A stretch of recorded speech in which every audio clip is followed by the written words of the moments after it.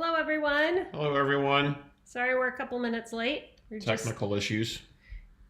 And making sure we had all our ducks in a row on some late breaking news. So we'll get to that in a second, but hope everyone's doing okay this Friday. I know we usually start out talking about the weather a little bit, and we, as you know, last week, Yes. last week narrowly avoided a hurricane in San Diego, and then John's family got hit with the hurricane in Florida this week. So we're ready for a week with no weather emergencies anyway. Except for the 102-degree weather we're going to have tomorrow. Yep, and we're in our purple as promised. So we're getting excited. Tonight we'll be getting all our tailgating stuff ready to cheer on the Cats.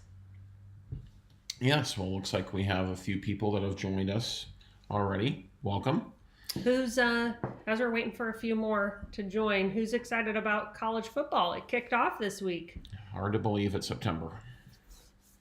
But I am very thankful for it. Though you know, as good K-State fans, though we live in Nebraska, we cannot cheer for the Cornhuskers. So we did watch them lose to Minnesota on a game-ending field goal last night, though. That was kind of fun. Yes. Fun for us. Yes. There was a point where a notice came out on our phones that the 911 system was down, and it was when Nebraska was losing. We thought maybe that was driving the calls. Yes. Just a little joke at our Husker friends' expense. Yes. But with that, if you are cheering on a team, drop it in the chat. We'd love to know who you cheer for. Chat up. Yeah, okay. That's right there.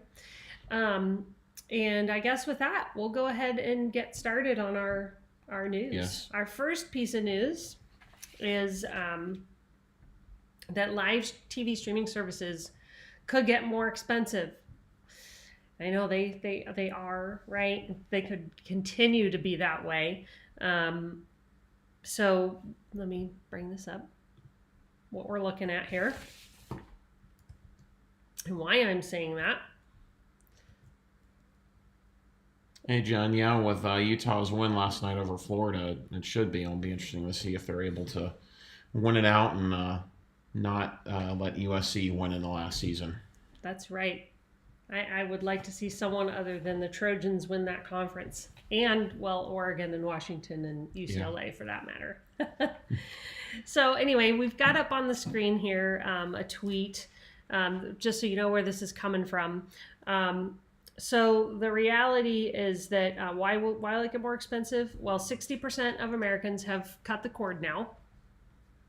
And why are they doing that? Because cable's too expensive and content's moving to streaming. And we've been talking about this for a while. Unfortunately, we think streaming's following the path of cable. It's going to get more expensive. We're going to see bundles, all of that. But there is a specific reason right now that they could get more expensive. And that's because, as we talked about probably a month or two ago, local TV station owners formed a coalition for local news to push the FCC to force cord-cutting services to be treated like cable companies. If the FCC agrees to change its rules, now the last time the FCC updated these rules, they were before live TV streaming was really a thing.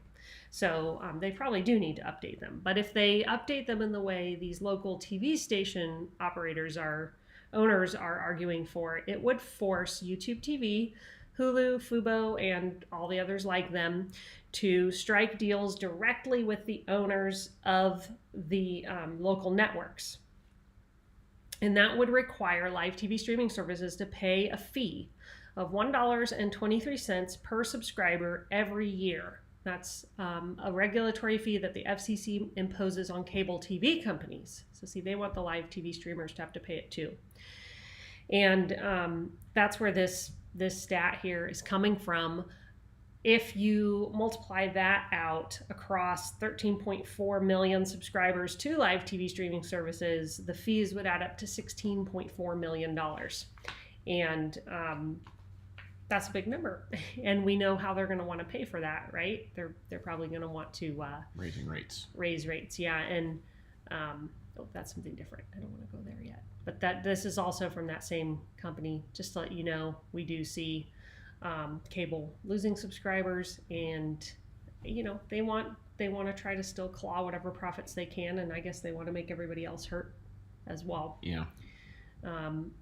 One other thing to note here about this, there was an interesting chart related to this.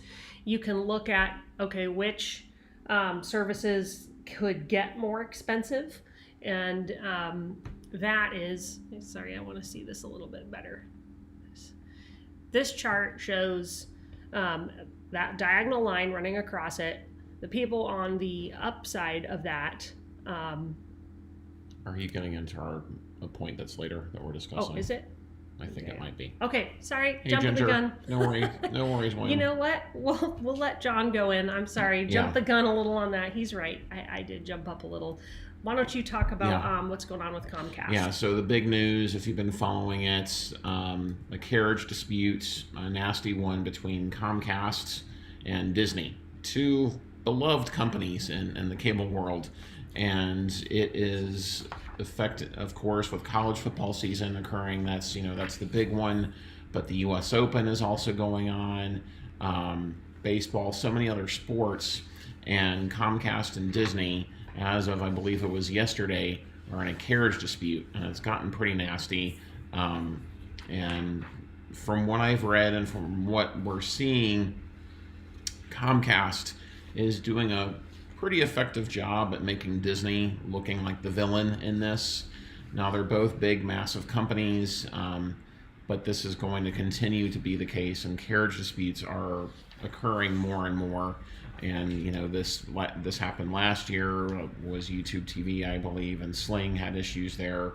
One weekend with their parent company Dish being in a carriage dispute with Disney, and so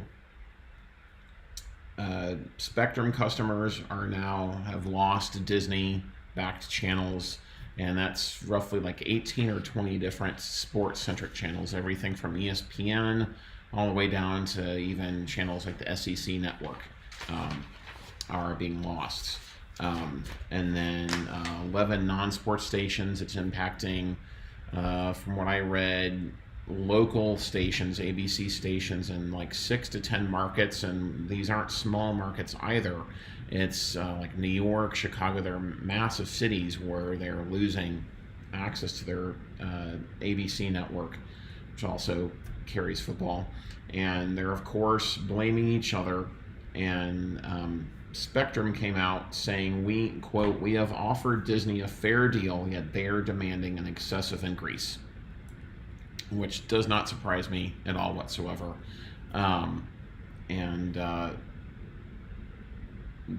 Disney is just expecting Spectrum to give in to everything they want. It's Charter. Spectrum is, from what I've read, it's Spectrum. And you can see, in case John didn't mention it, those are all the channels up there that if you are Spectrum Charter, you don't have those right now. Correct. You don't have... And your price didn't go down. Yeah. You're just not getting all those channels. Yeah, you're not getting them. And Charter has even said that their CEO has said today that if they don't come to an agreement quickly, and he didn't define what he refers to as quickly, that they might get out of the traditional cable markets altogether. And what they offered to Disney was a sort of a hybrid approach where they would include both linear networks and streaming, and Disney flatly rejected that out of hand. It's going to be interesting to see how this plays out. And and I would agree with you, Jen. That Disney does hold so much of the power in this, and what's frustrating for this is it leaves us in the middle. They're two big companies, but ultimately I believe Disney knows what they have, and they're just dangling it here and saying, you have to come up here to meet us. And unfortunately, we're left in the crosshairs. And it's also similar to what's going on with DirecTV and Nexstar. losing all of those networks. I've not seen anything recently in terms of that there's going to be a resolution, but this continues to drag on for weeks for DirecTV Stream customers. And unfortunately, in my opinion, this is something that we're going to continue to see play out as linear TV is dying, if not dead, but it's dying. And so, sorry, just looking a little bit more on Nexstar DirecTV, it looks like, yeah, they still haven't resolved the issue, and the party line is call DirecTV and complain. And what's a customer service rep going to be able to do when they're dealing with, customer number 38 that has called in the day complaining? It's not in their control. But that said, if you are impacted by any of this, and you live somewhere, now this won't solve everything, but if you live somewhere where you can get access to your locals through an antenna, that would be a good immediate step that you could take. We've done videos on those. Like I said, if you live in an urban area, it's not going to be hard, and you'll at least be able to get the games that are airing on Fox, ABC. Yeah, CBS. and more pressing. Really, it's if you're an affected customer, really, YouTube TV, like Space Ghost said, they gave a $15 discount when they didn't have Disney. They offer a free trial. DirecTV Stream, they offer a 5-day free trial.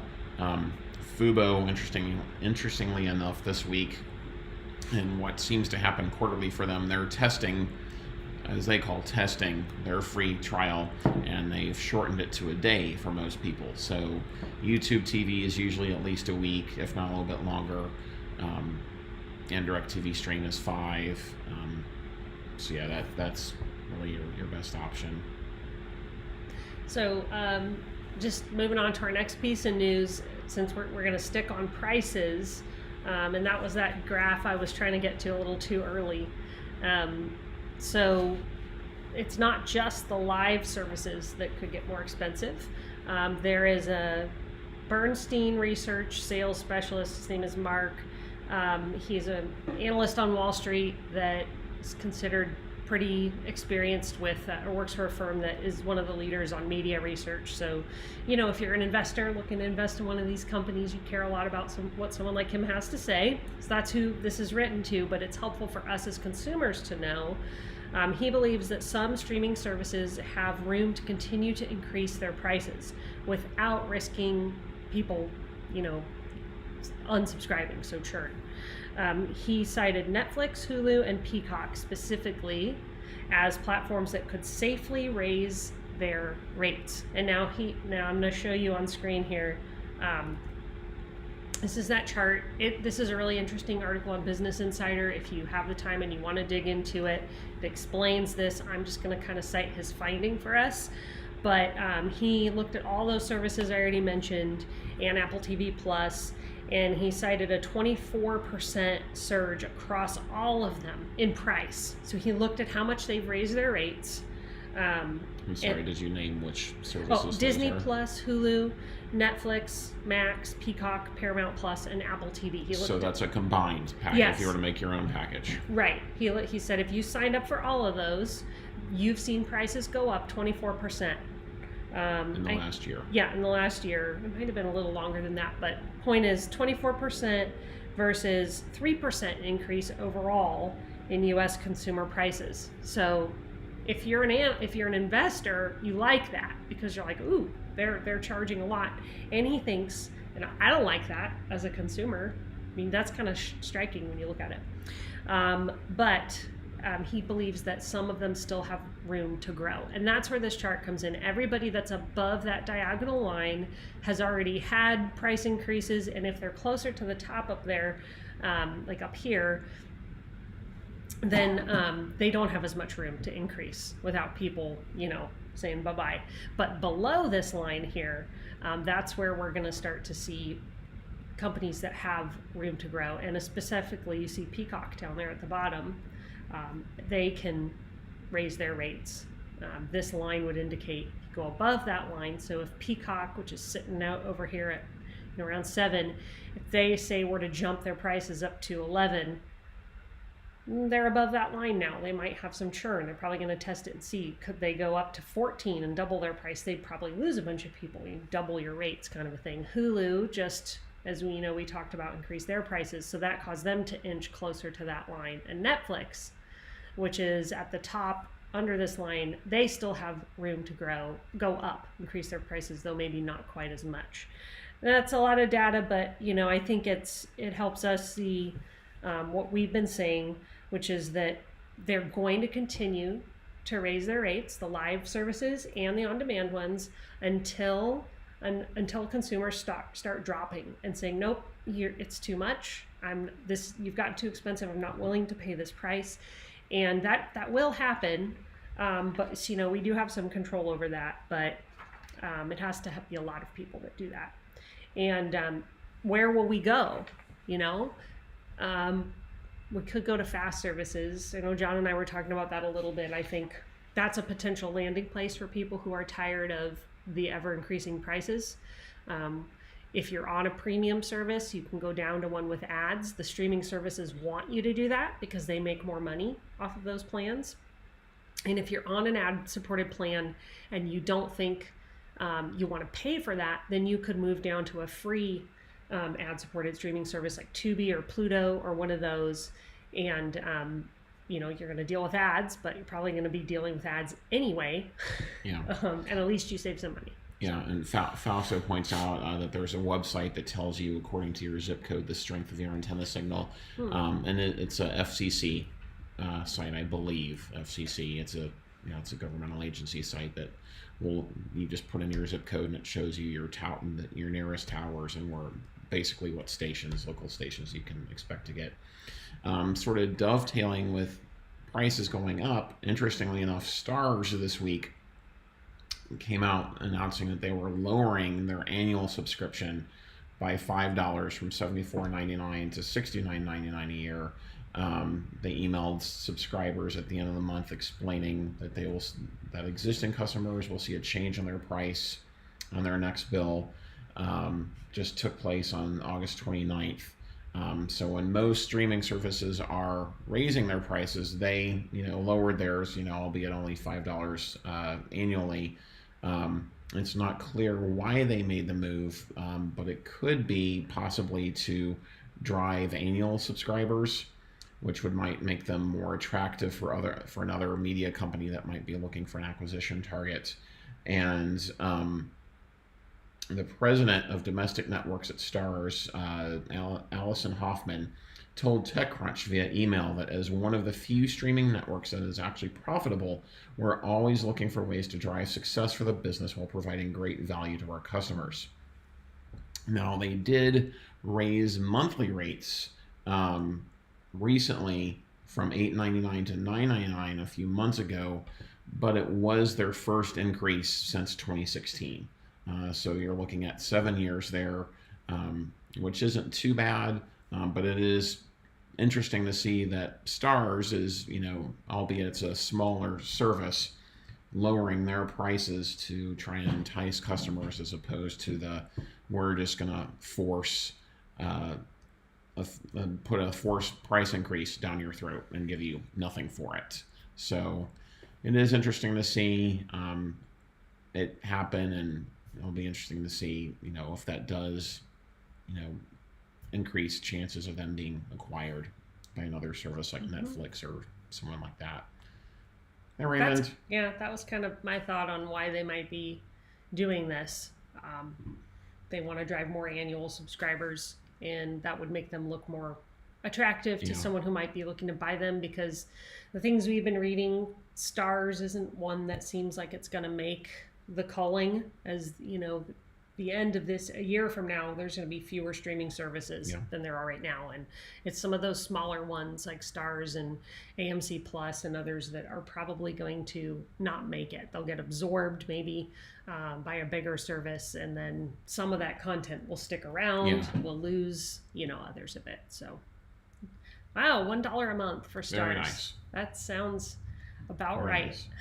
And see, how does Starz remain profitable when that's what people are paying for it? So It's good though. I mean, I love that you're getting that. I think that's kind of like, well, our price isn't that cheap, but we got Hulu for $2 a month, Yeah, and that price, that's the Black Friday deal. that price feels about right to me. Yeah. Yeah. Once you get into the next one. All right. So this is another thing about Comcast. Woo, poor Comcast. Actually, no, not poor Comcast. I don't feel bad for them. So back in June, Comcast filed a complaint with the FCC over a federal law that was passed in 2021 that required companies to fully disclose all fees to customers. The law requires broadband customers to be provided with a label that clearly outlines exact pricing information, as well as additional fees, discounts, bundle deals, and connection speeds at the point of sale. This is great. I love that the government is trying to do this, because just for us, we have people that ask us all the time, like, what's the best internet? What's the cheapest internet where I live? And part of the reason we really can't write about that is because they hide their fees. And so when we're trying to research that for you where you live, there's no way to actually see what your price is going to be. And so the FCC is saying, nope, that has to change. People have to know exactly what they're getting into before they sign up for it. Well, Comcast had asked that the FCC reconsider its rules. See, they don't want to have to give us this information. And the FCC said, no, thank you. We're going to make you give it. And in here, this is a nice little quote I wanted to call out from the FCC chairwoman, Jessica Rosen. Sorry, I don't have my glasses on. Jessica. We're going to say Jessica R. She says, every consumer needs transparent information when making decisions about what internet service offering makes the most sense for their family or household. No one wants to be hit with charges they didn't ask for or they didn't expect. I think we can all agree with that. And that is why broadband consumer labels are so important. So this is good news, but at the same time, we don't know when this will become reality, unfortunately. So the FCC says that these new rules will go into effect within 6 months once the rule is finally approved, but they aren't there yet, and they haven't said when the rule is going to be fully approved. So my understanding of this process is part of it involves the FCC having a period where the public can respond, anyone can respond, and they can gather a lot of feedback, and they then have to process that. They're not through that yet. Yes, not so fast. Which is, I mean, I get it. This is going to be a law, so we want it to be thoughtful. And anyway, so we just have to wait, I suppose. And that'll be good once it finally comes. In 3 years from now, or Right. whenever it is. And I'm going to let you talk about the last topic on Disney, because I don't care to talk about Disney. There are a couple questions. William, how many miles do we have to drive to Manhattan for the game? It's just about 180 miles from Omaha to Manhattan, and it's 2-lane state highway. Much of it. It takes about 3 hours for us to get down there, and it's a night game. It's a 6 o'clock kickoff. So we're actually doing it all in one day. Parking lot opens 5 hours beforehand at 1 o'clock. And now that we have a third driver in the home, she will be helping us drive back. So yeah, it's a full day. And with it being Labor Day weekend and having Monday off, that makes it a little bit better. And yes, we did see that the Pac-12 is losing, or the Pac-4, I guess I should say, is losing Cal and Stanford, and SMU is going to the Atlantic Coast Conference, because that makes sense for Stanford and Cal to be a part of the Atlantic Coast Conference. And yeah. Yeah. I'm starting to have a little more sympathy with people who say, media, big money media is kind of ruining college football, because none of these realignments make sense geographically. And when you have the leaders of the conferences saying geography doesn't matter, it just really feels like, you're not thinking about the fans or the student athletes there, because rivalries that we care about are being disrupted. So yes, William, we are devoted. Others might call us fanatical, or me fanatical. So anyway, get on to your topic. Okay, all right, here we go. Disney is being sued.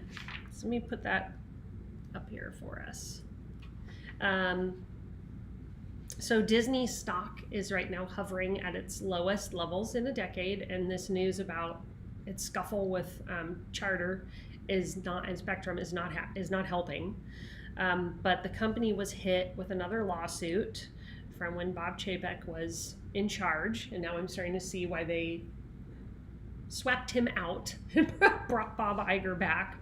But the issue is, and why I think it's important for us to know about, is that the lawsuit is coming from investors who are alleging that Disney misled them about the success of Disney Plus by concealing the true costs of operating the platform. Now, how did they do this? Well, they inappropriately shifted costs, this is what the investors are alleging, by debuting content that was created for Disney Plus on a legacy channel. Now, I remember this because I like Mandalorian, and I remember when they aired the first 2 episodes of it on, I think it was Disney Channel, wasn't it? Or Freeform, one of their channels. And I thought that's kind of weird, but maybe they're just trying to create a crossover audience, people that aren't subscribed to Disney Plus, to get them to subscribe. That's what I thought it was, but the investors are alleging that Disney did that so that they could then shift the cost on their books from Disney Plus over to their legacy channel operations, linear channels, I should say. And that then makes Disney Plus look like it costs less than it does. Mandalorian is a very expensive show to create, all the effects in it and stuff. So, and that's not the only example. There are other shows that they did it with, and it's serious, and I think it shows why it's interesting to us as consumers is that it shows the bigger dynamics at play with streaming services and how everybody kind of rushed to create one, right? Peacock, Paramount Plus, and now some of them are realizing, oh, this is really expensive. We're not making money on this. What did we do? So yeah, I just think it's going to mean even more shakeups in the couple of 3 years to come. Yeah, and great question, Steve. I'm not sure when ACC games are going to start. At least SMU. See, you wanted me to talk about Disney. Yeah. Everybody wants to talk about college football, and I'm okay with that. Yeah. So at least SMU is in Dallas, so they're not on Pacific. But yeah, I don't know when they're going to happen, and it is sad what's going on with for students and fans with rivalries. And I know we've played as I call them, the Chicken Hawks for over a century, KU, and if that got split up, it would stink because the state is entirely behind it, and other states are dealing with that. And Oregon, OSU, Washington State. It's a shame because those have been going on for decades, if not over a century. Not to mention the travel that the students have to take. The Apple Cup. Yep. And Raymond's brings up a point that I saw a headline this morning, I believe, that it's possible that Comcast may lose Fox locals in the next couple of weeks. So that will be interesting to see if that does happen and how that plays out, because carriage disputes are unfortunately becoming more and more of a regular thing, regardless if it's a cable company or a live TV service. So yeah. Wow, 100 years. Yeah. Oof. Yeah, and all that's gone like that thanks to ESPN and Fox. So. Yeah, I hear you, Raymond, on Peacock. NBC put a lot of money into it. Yeah, they did. They've got to start raising their prices. But it would, Christy. It would stink.